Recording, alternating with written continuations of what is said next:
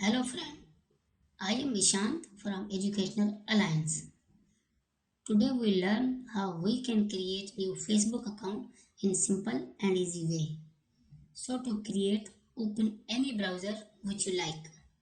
Just click here and write Facebook sign up and you will be landing on this page. Just click on this link,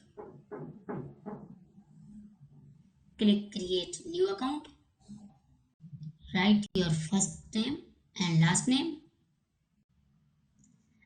Enter your email address which you like to use for this Facebook account.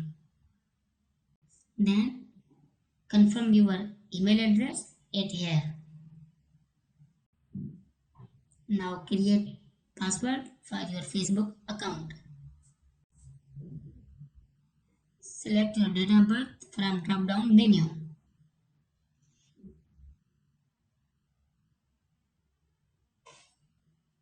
Confirm your gender. Then click sign up. One OTP code you will receive on given email address which you need to enter it here and click continue. Then click on this button OK, which confirm you that your Facebook account has been opened. This is the dashboard of your Facebook account.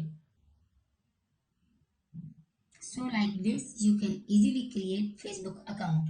Thanks for watching this video.